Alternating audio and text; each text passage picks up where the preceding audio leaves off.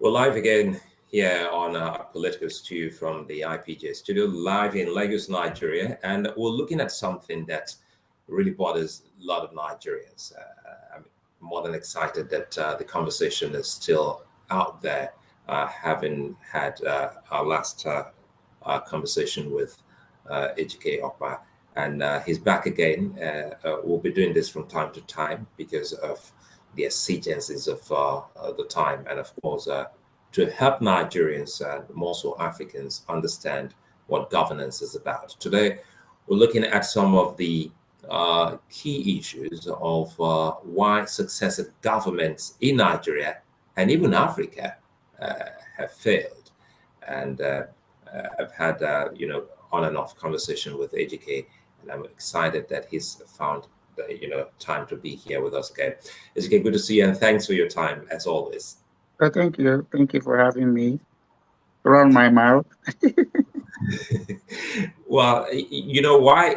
Today we're having, two for the price of one, because we'll also draw from your experience, from your professionalism as a real estate, practitioner, which is one key thing. Everywhere you go to today in Lagos, especially in Lagos and Abuja, you get people giving out flyers telling you about fantastic offers, where to get property and why that looks so good. We'll come back to that. But first thing, let's talk about policies. We stopped at policy the last time. We're talking about policies which ultimately seem to be absent.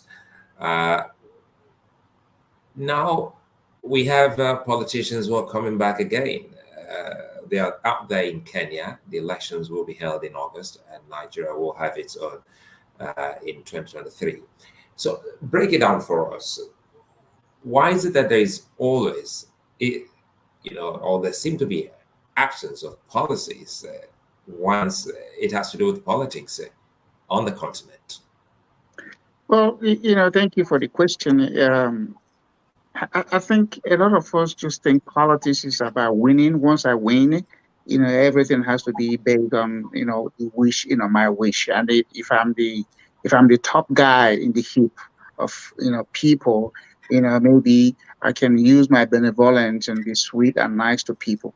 A lot of the things they do are not governed by policy. Whether in Kenya, Ghana, Nigeria, name it. Is basically again re-emphasizing is a personality contest.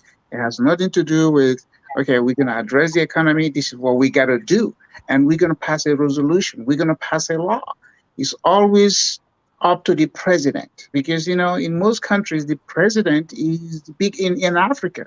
Most African presidents are more powerful than American president because they can award contracts. They can do things American president cannot do.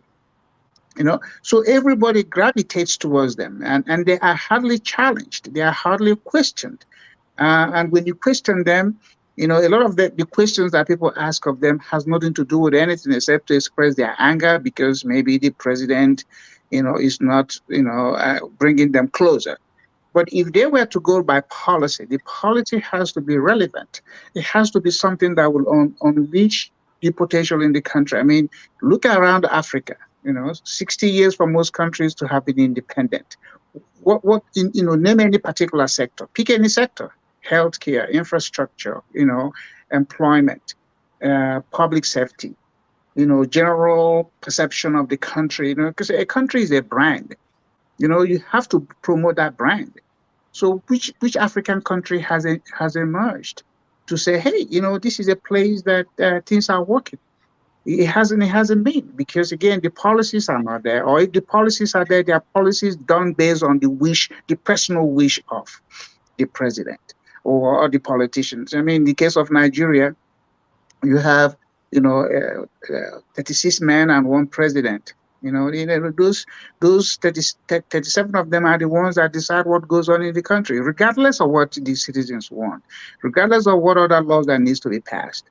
I think that's the point now. Regardless of what the citizens want, you ran for Congress this year in the U.S. Let us in on how important to bring to the fore what the people want, because when you say regardless of what the people want, it looks as if the people don't count. No, yes. In the case of the African culture or Nigeria, to be specific, so that I don't unduly blanket the rest of the continent. But what goes on in Nigeria can be duplicated and multiplied in many other African countries, because this is just a male dominated, is these traditional ways. What the chief wants is what the chief gets. The emir, the oba. Then you talk about now the president, who has control of the police and the army. I mean, they can unleash whatever they want on people. So the people are afraid to speak up, to say, hey, Mr. President, you went to this village and gave them 1 billion naira. Where is the money coming from? Well, are you giving the money out of your personal pocket, or is it Nigerian money? Or the governors? Has anybody ever really questioned these people? No, you don't, because there's fear that if you do, you may lose your business, because they have undue control on the business, or you may lose your job. They may have you fired. So all of these things, of course, is a natural thing for human being. Nobody wants to be the scapegoat of. But the people has to come to a point where they say, this is not working. I don't care whether it's my village man. I still don't have, my school buildings are dilapidated. Public safety is issue. It comes to a point where people got to say, no, the people running Nigeria or ruling Nigeria are not ghosts. These are your friends. These are your classmates. These are people, at some point you were hanging out with them, but by design or default, they become political figures. All of a sudden, they build this wall around themselves. You see them building houses everywhere, plenty in the village, plenty everywhere. And then nobody ever ask, where's the money coming from? Okay, if we are paying you too much money, maybe we need to go back to the drawing board and say, no, we cannot pay you. So you think it's about fear? You just said that the people are afraid, and it's not about being aware, having education, having the awareness to know that a combination. You have the right to question these people. Yeah. It's a combination. I mean, you sometimes you listen to the questions asked of these people. It's like you are being nice to them. You are afraid to ask certain questions because they might tell you, shut up. Who are you to ask me that? But that's what it's supposed to be. You should make them uncomfortable by asking them pointed questions. The money they have control of is not their personal money. It's not their personal money. If they're elected or selected, it does not give them this unchecked access to the resources of the people, to where everybody knows, they own all this stuff, but nobody ever saying, excuse me, how did you end up with all of this stuff? Because when the people start to ask that question and really begin to say, no, you cannot do this, then they too are human beings. They too are afraid. But they're gonna do it, this psychological take to want to make you feel like, hey, if you do this, we do that to you. But at the point, an abuse has, when an abuse stops is when the abuse said enough is enough. The Nigerian people. Sorry to butt in here, because I want to throw some of the key things here. You just said sometimes they so abuse the people to the extent that they don't even understand. They are also afraid. They don't understand. But I'm looking at the sectors now, because you threw a challenge at everyone in Nigeria, me inclusive. Name that sector that is standing tall. Now let's talk about health, for instance. And again, one key thing here making the rounds is a very unfortunate story of former Nigeria's Deputy Senate President in London, the whole thing about health, and to also think that the act on the health policy was under his purview at that point in time.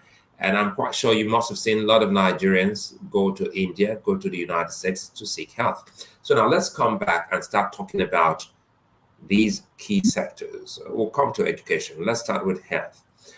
Why is it that till this moment, Nigeria, that once upon a time, while you were here as a student, we understand that even the Saudi royalty, they came to Nigeria to seek medical attention. So how did we get to where we are at the moment that almost everyone is looking abroad to get medical attention?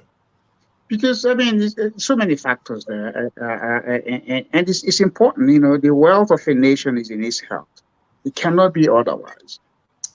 So let's look at it from 1970, you know, 52 years after the war ended, you know, up until 1980 something. That was when Nigerian doctors were going to the Saudi, I think from 70 something to 80 something they were going. And then Saudi, you know, copied and pasted. You know, they finally said, okay, fine, we got what we wanted from you. Boom, and they started kicking them out. Okay? So they're kicking them out. Now they have built reputable institutions. Of course, there are certain illnesses, you know, a local institution will not have. But it does not tell good on Nigeria. If the president of Nigeria, for any little minor health something, he flies to London to go sit over there for treatment, it does not portray Nigeria as a brand country. It is a shame that Buhari is doing it. Obasanjo did it. When I met Obasanjo in Dallas at a health forum, and I asked him, I said, you know, sorry about your wife died. Stella died in Spain. Babangida's wife died in California. Yaradua, who knows, you know, where he died. He was smuggled in and out. And so many other prominent Nigerians. You know, it's prestigious for them to say, oh, God died, and their body's been flown in from London, and people are at the airport dancing. Is it not medicine? And then you have Nigerian doctors who come in and say, we are some of the best. The thing is that the Nigerian Medical Association has not taken up supporting the National Assembly with coming up with a health plan for Nigeria. The policies, educating Nigerians, and then the politicians themselves will now make it a mandate that no president of Nigeria should be outside of Nigeria for more than 1 week for any health reasons. I mean, you put it as a law. Okay, what is that issue? Then if you are so sick, maybe you shouldn't be president. But not to where the president of a country will go sit out there for 30 days, 40 days, I'm doing medical treatment. You know the national security implication in that? The doctors that are treating you can blackmail you overseas. They are collecting your blood. They know when you are sleeping. They know the medication you are taking. They can use that against you. They can come to the country and they say, hey, we want you to give us barrels of oil. If you don't, we're going to expose you. You know what I mean? There are ways these international people operate. But Nigerian presidents are shameless about that. So you look at the military hospital, again, going back to sector, for the number of years that the military have dominated Nigeria, Nigerian medical hospitals are a sham. In America, you know who treats the president? Walter Reed. It's a military hospital in Washington, D.C.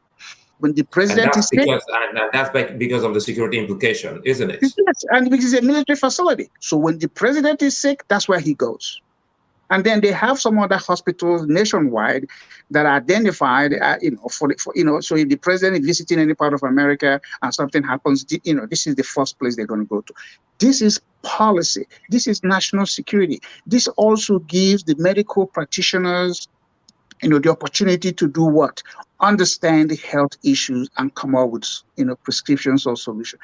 But when you're president, I think even Babangida is in Germany now, undergoing treatment or some kind of stuff. So it is really a shame. So what he has done is leaving the, unfortunate Nigerians to deal with the sham hospitals they have in Nigeria. I went to University of Nigeria Teaching Hospital last year, because my baby sister passed away and, her body was at the mortuary. I couldn't believe, the condition of a hospital that has the name of Nigeria, University of Nigeria Teaching Hospital. This is not University of Ilorin or University of Kano. This is Nigeria brand. And it is a sham. It's dilapidated. And then talking about Ekweremadu, that is the location, that is the district, that Ekweremadu Senatorial District, where the hospital is where Ekweremadu district is. And look at him, look at the situation he's in now. Who knows what's going to happen, whether he comes free or not. He has been stained. Remember when he went to Germany and some people chased him? It's like karma is following that guy. For 20-something years, he's been there. He's probably gotten constituency allocations and so many other things that go with that office. And now he is in trouble. You know what I picked from what you said. I'll let you continue so that you don't lose your train of thought. Is that whatever it is, whether he gets out of it or not, he's been stained, and that stain, if you stretch it, is a stain that we all share as a nation. And not talking about Nigeria, because it comes back to what you saw when you went to UNTH. Yeah. No, it is. And then, we have, there's one time a friend of mine, college mate, he was the director for property development or real estate for NMPC. So, I reached out to him and said, look, NMPC should build 6-7 top-notch hospitals in the country, one in each political zone, that are specialized in some sort of, health sector, okay? So that when things happen, top Nigerian people have opportunity to go to any of these hospitals. It should be an NMPC contribution for having managed Nigerian wealth, which is the most single source of revenue for the country. You build this facility, it becomes an NMPC healthcare centers. As opposed to just, what people know NNPC for is what? Fraud, deception, money missing, no accountability for. But I said, okay, fine. Why don't you just pick one sector? Pick one sector and offer to Nigerians this top medical thing. Because it's a facility. Appendicitis, if you know how to cut somebody's appendicitis in Enugu or Lagos, you could cut it anywhere. So medicine is a science, is a given. But of course, there are certain illnesses. But before we get to those very complicated illnesses, you can actually fly the doctors into Nigeria if you have the proper equipment and they will perform the surgery. So you don't have to go into India. Look at India, of all places. Come on. What are the Indians know that Nigerians cannot figure out? Or Pakistanis, or the white people Nigerians want to? What is it that Nigerians can? Name any university in the world a Nigerian has not gone to and probably graduated on top. But what happens is the policies of the politicians don't enable the skill sets to be developed so that it becomes a brand. Why can't people come to Nigeria for medical treatment? Why cannot? Why do Nigerians have to go to India? Come on, India is still a filthy nation. Excuse my expression, is still very filthy, still very dirty. But they come to Nigeria and they present this image of, whatever it is they present, and Nigerians run to it. So here it is, if you have a medical challenge, none of these countries is less than 6 hours from Nigeria. So, that is, you get in the airplane and it's flying and you have to land and you have to be wheeled from, taken from the air, to an ambulance to the hospital. So a whole day. If you're already having a stress that could cause you heart attack or something, you're already about to die. So you should have a sense of urgency and emergency to say, hey, I'm going to do it. But you start with the president. You start with the National Assembly passing a law that no Nigerian president should be outside of Nigeria for more than 48 hours of medical treatment. Let's talk about realities. You think that is possible? Because now yes, it's possible. If the people talk about the same politicians who are actually, the people should go to the airport, and whenever they have been taken out, say, no, you ain't going to fly. They die with us here. There's a way you have to do this. You can't just always throw your hands in the air and say, oh, let God come. God is aware of what the abuse that is going on in Nigeria. Just like God is aware when slavery was going on. Did he stop it? Did God send thunder to stop any of the ships carrying African out of Africa? So with all this dependency and praying and, doing this, the pastors, the same thing, they do it. The rich pastors fly out of the country too, because it's prestigious. They have taken it as a prestige. Oh, guys in London for medical checkup. Or guys come, and then you see some people line up at the airport to go welcome Oga. Come on. Why do you enable this sort of nuisance? And you think the world is not looking at it and laughing? I mean, how many times since Buhari has been in office for 8 years, has he been abroad for medical checkup? Come on, go count it. He has been abroad more than any other president of his caliber in the world. He has been. So the National Assembly should do it. And then, because what it does is that when they do that, then they will start to look inwards to provide facilities for themselves and then for everybody else. That's the benefit of that.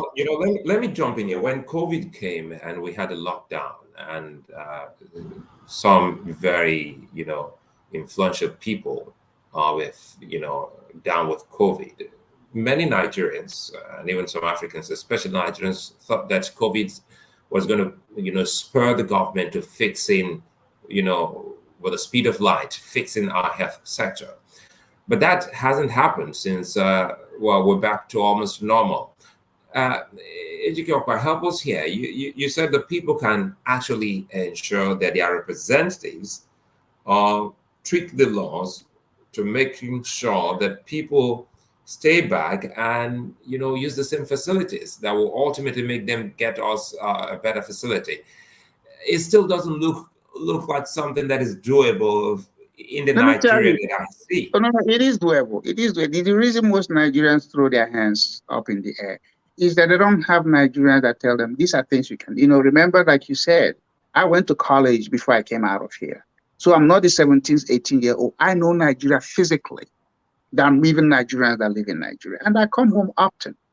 And my older sister, my brother-in-law, there we have First Lady and military governor. So I have had family members who have been in government, from my grandfather to my father to my sister, and I have had them, and then friends. But the thing is this: we don't say, "Hey, oh boy, okay, what can we do differently?" Well, come on. I'm not saying come back home, but I'm saying, how can we feed off each other? There are certain things we are doing right. How do we pop it? There are certain things we're not doing so good. How do we pop it? That is the exchange. That is the conversation. But the Nigerians don't have conversation. They have debate, and they have this feel good thing. Oh, look at my mansion. Oh, I can go to London for medical checkup. I can fly to Abuja, Dubai for a party. What has that got to do with the price of bread? Like my wife always asks. You are letting your country look so sad that every little thing you are jumping up and down, going everywhere. And you think the world is not laughing at you. But here is how you can make that solution. The people, all of these people are elected through their district or state level. Okay, so only the president is elected nationwide. So Nigerians should now start sending legislative agenda to these people. We want you to go there and talk about these issues. Okay, here are the items. Okay, healthcare, school. None of your kids will go to college outside of Nigeria. Okay, so that way you can take interest if the universities are on strike or the universities are not well funded. They sign off. There should be a covenant between Nigerian politicians and the Nigerian people. You present it to them in a very simplified agenda items. Here are 10 items we want you to go there and talk about. And we're going to monitor you. If you don't talk about it, watch us. We're going to either have a recall election on you or we wait for you for the next time.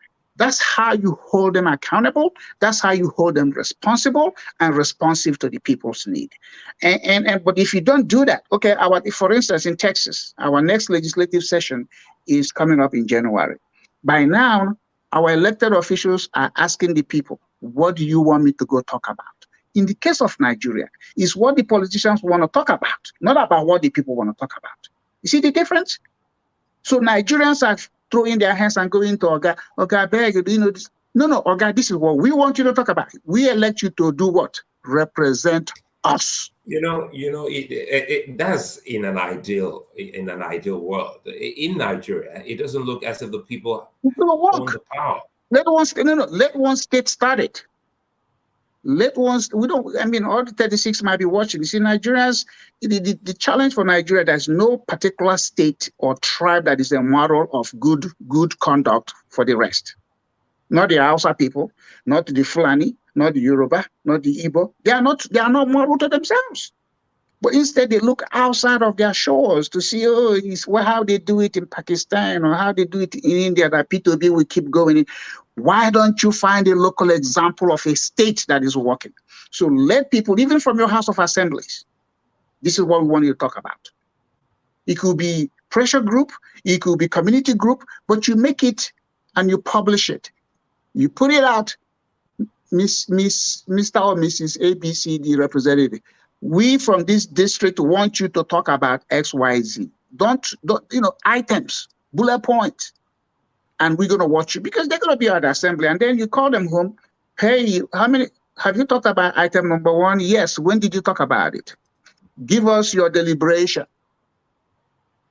Man, if you do this, politicians are one of the most fearful people because they want to win. When you start to hold them accountable, trust me, they'll be going to the market woman and say, Madam, what waiting have you do for you?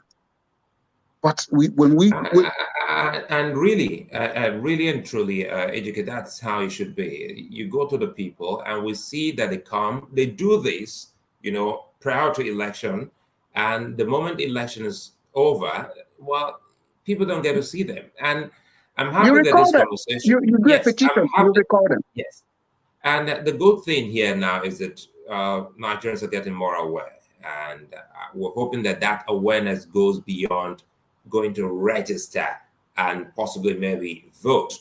So the big question that I should even pose to you, Ejike, now is, what's the alternative to irresponsible governance if individual projects are not advisable? Because I read what you wrote talking about that the only thing that is keeping our communities going are individual projects, town unions, town halls. Maybe some communities in the United States, they come to you and say, your village is suffering, or you people should contribute to. But without these people, it looks as if governance has been, jettisoned. Well, because we're never the nuisance the Nigerian government have given to the people. Because by default, we think, okay, let your village people are doing what the government's supposed to do, so the government kind of hands off. Okay, because now it becomes an ego. Oh, my town has rebuilt the elementary school in my village. I rebuilt the secondary school. But every year they make allocation for education, and that educational budget has both, paying for salaries and staff, instruction and facility. But they pocket it because they don't say, look at your village, and then the village people start to call people abroad. Oh, come to. Everybody is not abroad. Individual resources can never be enough for the government resources.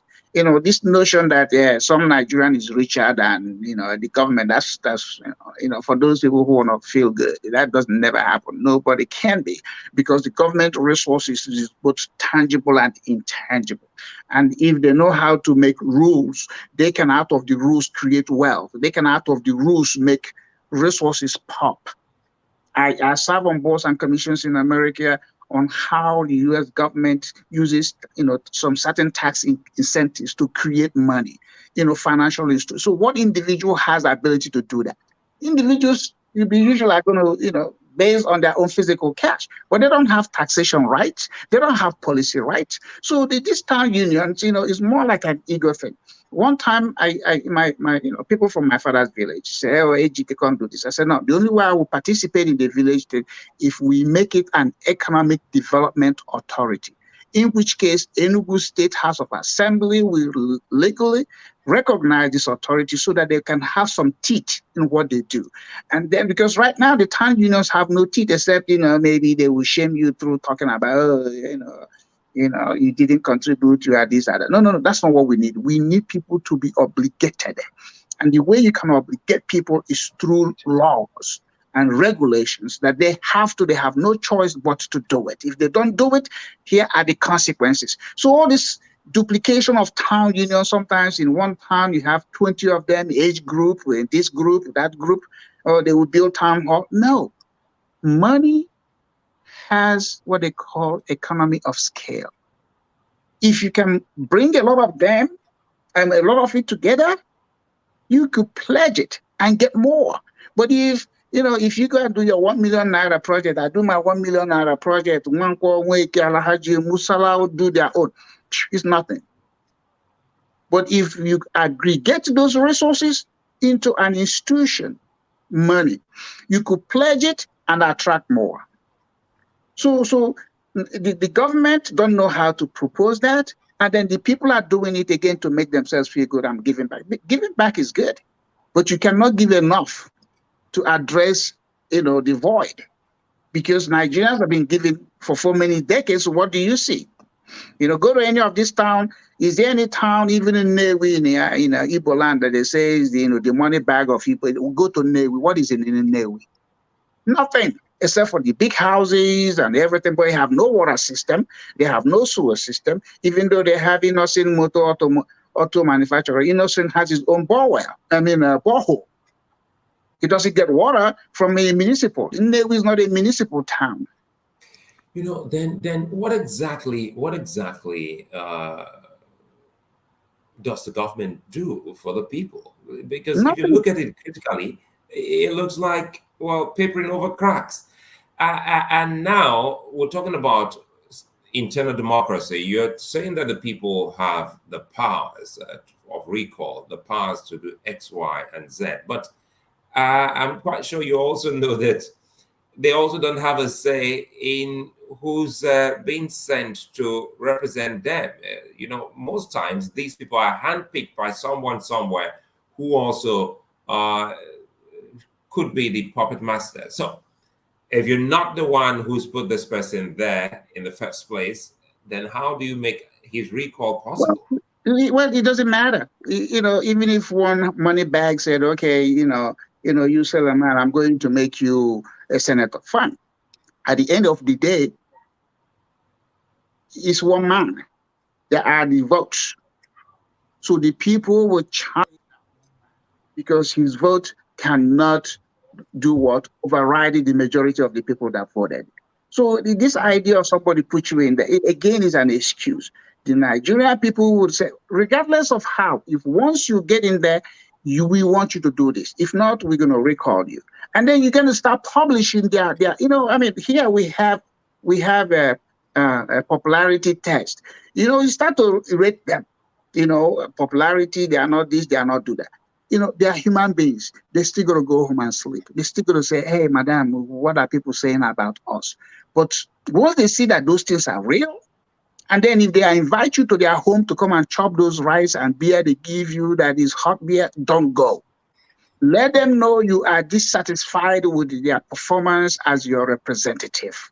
But if they invite you to their kids' wedding, kids' graduation, and all this other crappy, excuse my French, crappy parties they do so that the hungry people will come over there and dance, don't go. It's very shameful. You see Nigerian women, people who have not been paid salary, people who have trekked maybe miles and miles to go to the compound of these people wearing a certain uniform, with the people's name printed on it, dancing. Are you idiots? You haven't been naked. So what is this man going to give you for one day that is more than what you have given yourself for 365 days? You said this awareness is key. I'm sorry? This awareness, educate, sorry to button, this awareness is key, because it becomes, look at it, the election just held in Ekiti State, and allegations of people who were given monies to cast their ballot. So how is it so difficult that these people don't understand that whatever they're doing, ultimately will come to bite them? They're behind. Well, because that's how the Nigerian culture is. Nigerian culture is a communal culture. Do as whatever everybody else is doing, even though if that goes against your own personal beliefs. Because Nigerians don't have sense of community. They have communal sense. So if everybody is wearing Ishiago, the thing they call Ishiago, that cloth that has Igbo people wear. Let me give you a story. My older sister's son, had a wedding in 2019 in Kaduna. So my sister called me, hey, can I sew one for you? I said, I don't wear that stuff. Don't. She's my older sister. She went ahead and sewed one. And when I came home, I didn't wear it. You know what I did with it? Because I like the fabric and the uniqueness of those prints on it, I turned it into pillowcases. Okay? There are pillowcases now. So what I'm saying is, what are you going to give me?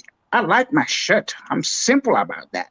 I don't need all this colorful, glamorous looking stuff. No. Let us be realistic. The country is not being run properly, but a lot of Nigerians spend time to self-entertain.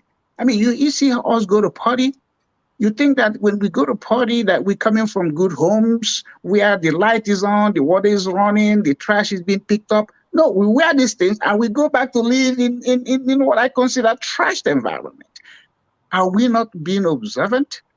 Are we not paying attention to our environment, the physical condition we live? So you go in and you stage a dance for these politicians in their compound.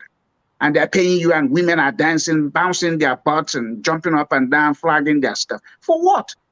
For once, pull back. Say, no, I'm not doing it. I'm going to vote. Keep your rice, keep your brown envelope of 5,000 naira. But some people have been so desperate. And the Nigerian politicians have succeeded in making, demoralizing the spirit of the Nigerian to where now they are pliable. You know what is pliable? You can bend them any way you want. And that is what that is the asset Nigerian politicians have. They don't pay you salary on time. They don't give you your promotion. Even if you're promoted, your money don't come, your pension don't come. And then, they shut you down for whatever business you're doing, and so that you can come begging them. Oh, God, please now. Madam, please now. Okay, my kids are not getting admission to school. Okay, I'll call the principal or the vice chancellor. So in other words, sometimes it's deliberate. It's a tactic. Oh, yes. They have nurtured this thing for decades. Okay, let me know. Military rule is different. But since 1999, look at it. If democracy is supposed to unleash growth in the country, is Nigeria happy for 23 years of democracy? Are they happy? I mean, you have 23 years. A kid who is 23 years is no longer a kid. He's an adult. Some of them are fathers now and are moms. So the time passage is a proof of what has gone right and what has gone wrong. So every Nigerian should sit back and say, what sector of our country actually is a good example of we are doing well with this form of government? What is it the banking people? Is it your schools? Is it your hospitals? Is that the roads you ply on? Is it your water system? Is it your public safety? Is it your salary being paid on time? Is it the value of your currency, sustaining value so that you can make your little purchases and still feed yourself? Those are real questions. It has nothing to do with having a PhD or anything. This is human impact. So can Nigerians answer those questions and score it to a passing grade? No. They are looking for their homeboy, village man, tribesman to be elected. And we have seen village men, tribesmen, because the people right now in office are not ghosts. They are not foreigners. They are Nigerians. They are people's tribesmen, village men, fraternity brother. What has that got to do with the price of bread? I love my wife for saying that. Because anytime I said, oh, this friend of mine in Enugu has a mansion, my wife would say, mansion on a borehole and generator. Is that a mansion? I said, no, it's a nice house. He said, no. Does it have? I said, no, really. I think you're spot on. And, in cases where these individuals are wealthy enough to transform their immediate environment structurally and academically, one of the key things we have tried not to also question is how long can this be sustained? So I also went through your piece. Whatever these individuals bring to bear in their communities it doesn't have the longevity, the sustainability as it would if the government that has been so elected does the same. Yeah, I mean, look, okay, so there are some people who have been senators and governors and everything for 23 years, okay? Let's go do before and after, okay? Check out those so-called mansions they live in.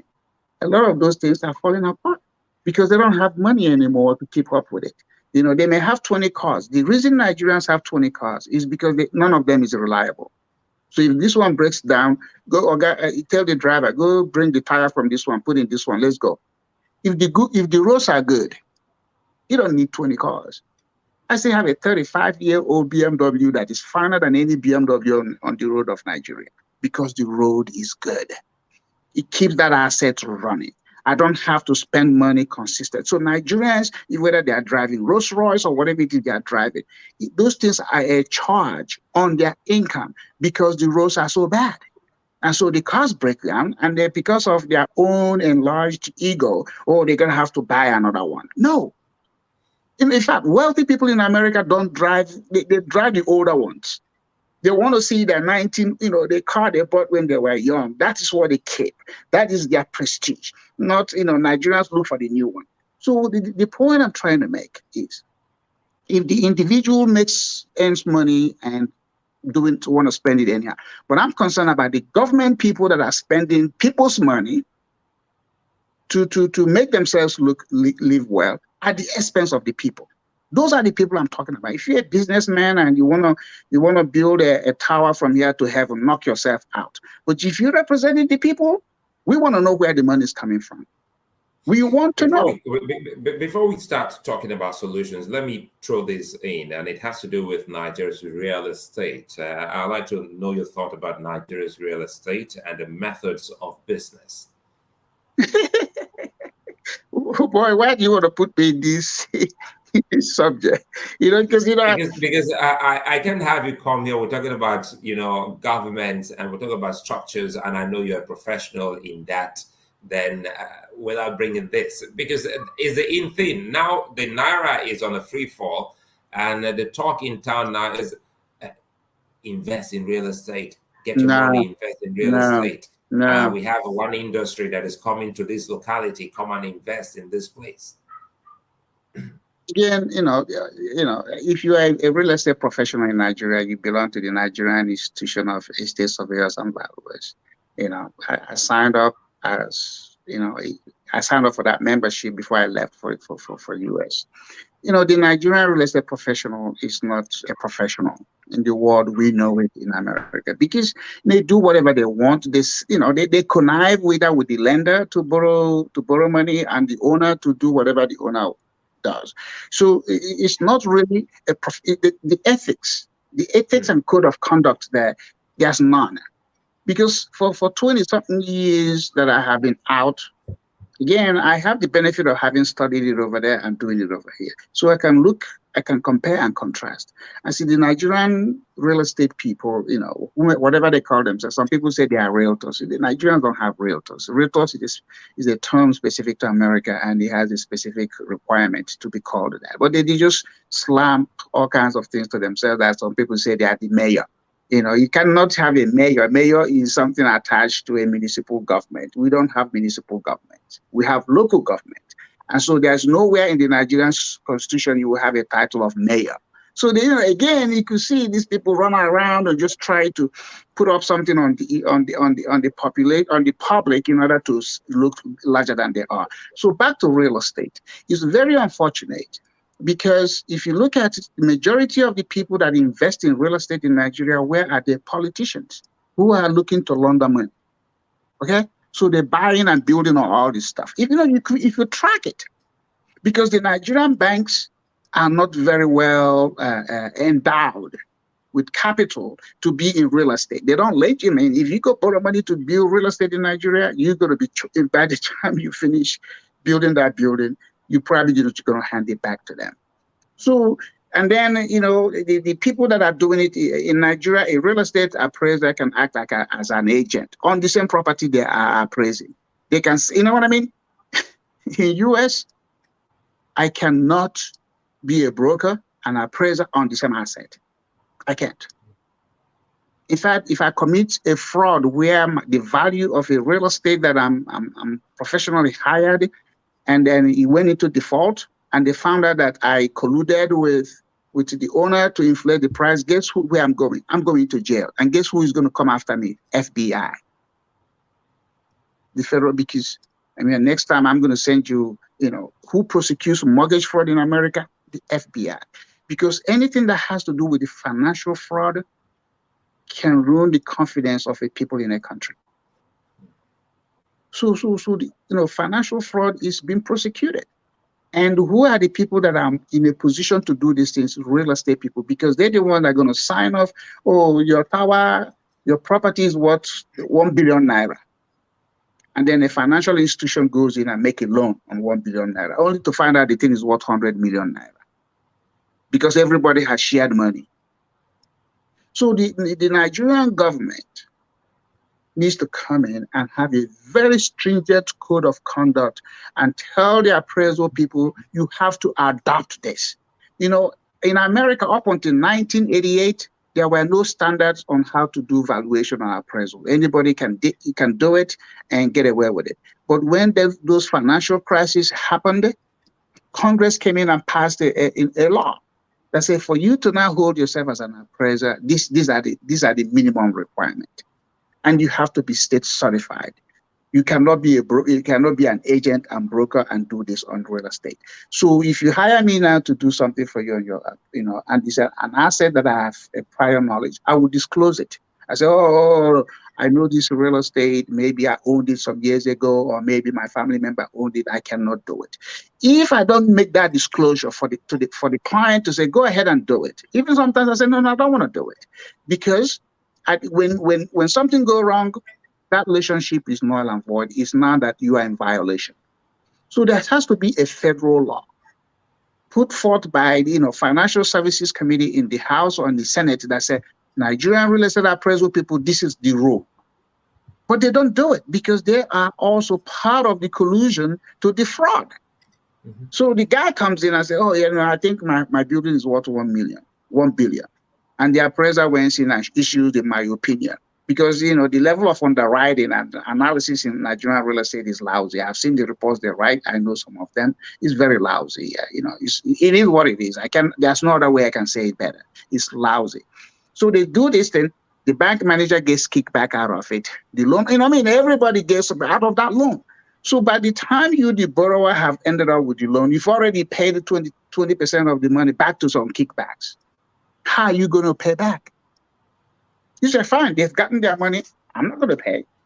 The default is high. So when they're telling you real estate is this, real estate is that, you remember what I sent you? I can send you more that, hey, how you can look at value of real estate and know this is the purpose. Because if you don't know what makes the value, you're probably going to get taken. Because a lot of people out there, a lot of people are trying to make a living. And if they can make a quick buck because of you don't know, they take advantage of you. And the next thing, if you call them, they don't answer the phone, they move, they're wrong, they're gone. And nobody will prosecute. Is it EFCC that will prosecute? How successful is EFCC in prosecuting people who have committed financial fraud in Nigeria? What's the rate of success? The US FBI has more than 95% prosecution and conviction success. When they come after you, you might pretty much look at it that you're going to jail for a long time.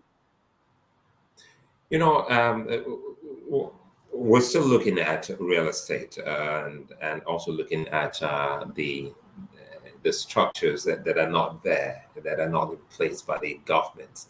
I know that a lot of people watching now will be wondering some of the key things they can look out for as they move into the elections. The good thing is that we're having this conversation before the elections. So, and it was only recently the Speaker of Nigeria's House of Representatives went out complaining. He was really sad that a lot of them were not returning. And some said, hey, wait a minute, Mr. Speaker, you're only bothered now because it concerns you. For other bigger things that concern the people, you haven't actually expressed this kind of disappointment. So how can the people, because that's on the one hand leading up to their nomination, how can the people now put more pressure? Now we're costing hope. How can they put more pressure in asking the right questions and also gauging from their questioning, knowing that, look, this man is not our representative, is perhaps a stooge of some bigger politician somewhere? Well, again, it's not just asking questions, but are you asking question that is relevant to the core thing you are asking for so that you get an answer that will satisfy you or prompt you for more questions? Okay, just like in the case of Tony Elumelu, who said he's a billionaire. Okay, he's a billionaire. I don't know what currency he's a billionaire in. But how can you come out and say you're a billionaire when the bank you are chairman of or you ran is under $1 billion? Isn't that a reasonable question to say, hey, can you explain to us how you are richer than the bank or how this happened? So it's the same thing with these politicians. When they come in front of you, have you ever seen them do town hall meeting? They don't do town hall meeting. They do parties. If you invite them, they never even invite you to testify before their committee so that they can get information from you. So this is the sector. The Nigerian Bar Association is a lousy bar association because you go look at it for 20 years, what aspect of the law that Nigerians are held to practice or obey have the Bar Association, because of their body of knowledge, challenged and tell the House that say, hey, this law needs to sunset. This law needs to go out of the books. Or here's the law to pray. Or the Nigerian Bankers Association. I think to some extent, the bar has been a little bit active lately. Yes, to some extent. They've been active in making noise, but I'm just saying, what legislation have they suggested or recommended? That's the key. It's not when a politician is saying, I lost an election, and they jump in and go represent. No. I'm saying, what legislation? It's a fair question. Call the secretary of the Bar Association and say, hey, what legislation have you guys proposed or suggested? When I pay my real estate license fees as a broker in Texas, part of that fee goes for legislative agenda, for laws that affect me practicing real estate. So the Real Estate Commission of Texas will have lawyers that will go before this state legislature and begin to say, hey, this educational requirements needs to go, this one doesn't apply, and they make representation on behalf of brokers or real estate agents in the state of Texas. The fee for that comes out of the fee I pay. The same thing with the Bankers Association, the same thing with the engineering people, the same thing with everybody, in insurance. But do we have that in Nigeria? Do all these professional bodies, have they been proactive in engaging the House of Assembly or the Senate and said, hey, or the House of Representatives, here are some, or even your local laws? They haven't done it. Instead, what they do is they try to align with the politicians to see how they go on benefit. It's always about what they benefit. My word, pimping, put in my pocket. Just like, the Chief Justice of the Federation and the judges that are there are complaining that they haven't gotten anything.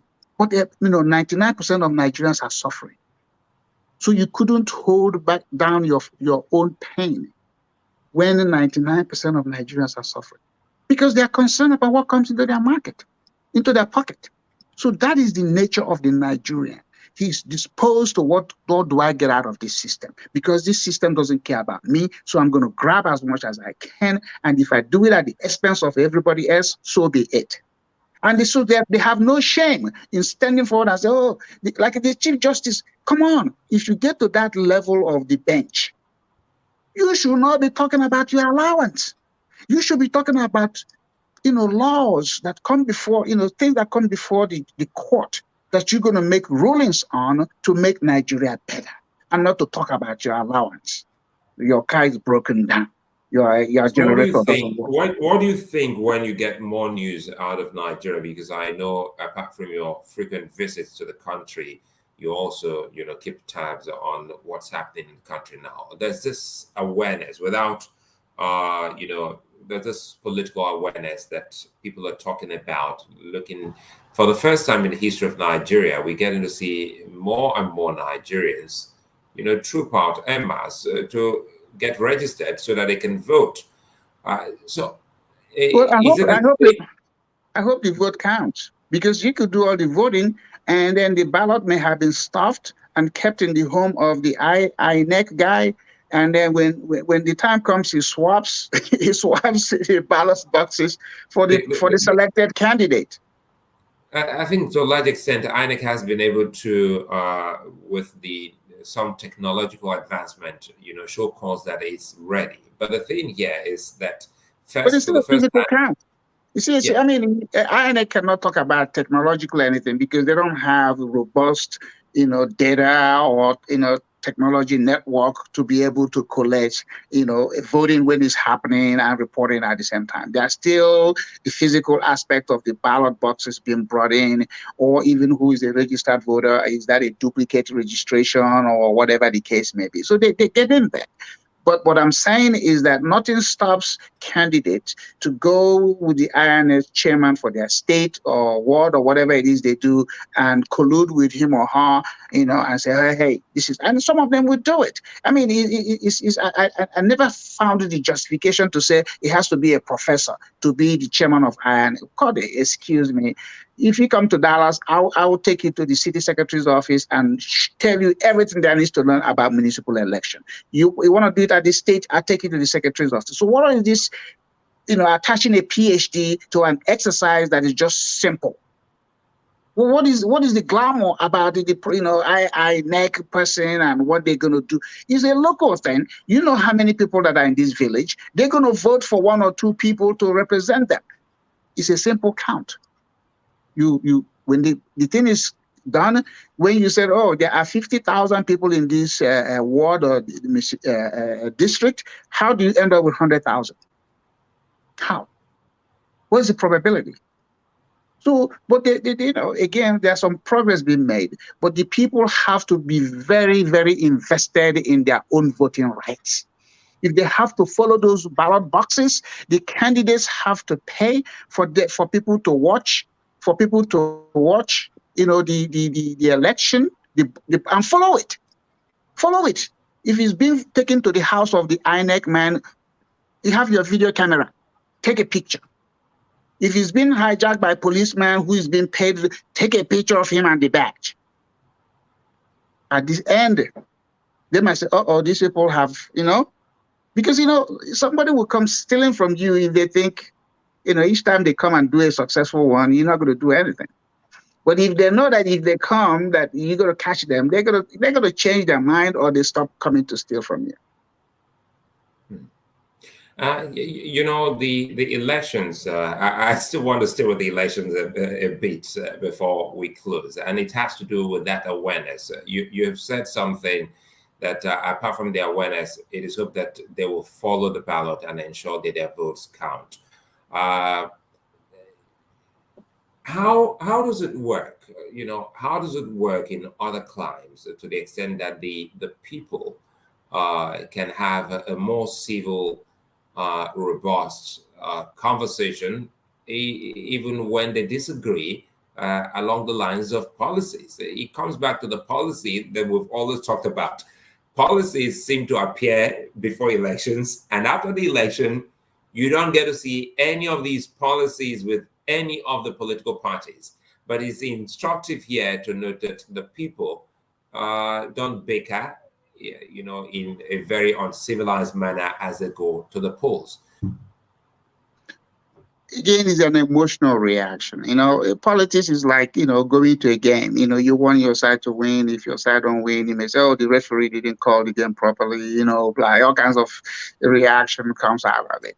But in this thing, after the election hearing, is non-governance. Okay? It doesn't matter who is won. It's not Buhari is not president of APC, president of Nigeria. So he has to look at Nigeria in totality, regardless of who voted for him or who didn't vote for him. And the governors in the same way. It's not a PDP governor. It's governor of the state. And the state is made up of diverse political interests and diverse political people. So what you got to do at that time, even though you're going to honor the badge of the flag of your own party, you start to look at the judicious use of the resources of the state. You don't now say, oh, I'm going to give water or road to the people who voted for me. That's what creates this tension, because now everybody says, oh, because my people didn't win, I'm not going to get water. So next time we're going to make sure we won. But if everybody has access to the same good road, the same good water, the same light, the same school, then it becomes a matter of, okay, fine, we didn't win, but hey, let's rally behind the winner and have a society, a community, a country that works. So this idea is the PDP president or PDP, APC or whatever, is what is keeping Nigerians very, very divided. You know, in America, we have the Democrats and the Republicans, but it's the president of America. And, it's not the president of their Democratic Party. So again, it's a maturity thing. We mature into this system, but it shouldn't take time because there are many good examples and bad examples. Suleiman, for me, how I improve on what I do. I watch people to know what not to do. That's why I drive my own value system. I see people that have big stomach. I say, I ain't going to have big stomach. I have people who drink and they look, I ain't going to do it. I don't need anybody to come tell me. By observing, I see a dirty environment. Heck no, I'm not going to want that. So you can do these things by your own self-improvement. And when you have self-improved, you can become a model for other people. You can begin to influence your own family members. But we are waiting for somebody to come in with a stick and tell us this is what to do. No. Begin to self-assess and self-improve. Once you do that, your value begins to go up. I don't eat at parties. I don't eat so many things, not because of anything. It doesn't work for me. So I observe that, and I see people who eat that, and the way they end up, I say, I ain't going to do that. So Nigeria is supposed to start observing from themselves. If you live in a dirty environment, you don't need the governor to do anything for you. You begin to say, hey, we need a waste management. We need trash removal. How do we get it? Do we have to have a policy for it? Where I live, if I leave trash in front of my house when I'm not supposed to, my neighbor who I might have had a dinner with the night before will call the police on me. Call the police on me, and I will get a citation. So in order for me to respect myself and respect my neighbor, I will not bring out my trash when I'm not supposed to. Do I have to have a policeman telling me to do that? So these are, you have to self-police. In a successful society, you have to self-police because the police is not going to be everywhere, every time. So some of these things, the individual Nigerian needs to take it as part of their own DNA and do it. You don't abuse your own finances, because if you do, when the government people abuse their own finances, you have nothing to say to them. So it starts from home. Quite a lot we have said today. Perhaps maybe you don't know, especially when you also mentioned the vintage cars. You look at the people who are wealthy, very wealthy. They're not changing their cars as much as those of us who change cars almost on a daily basis. And of course, you need to police yourself. Look at yourself and see what you don't like, what you want to change, what you think you need for your environment. It's very instructive here.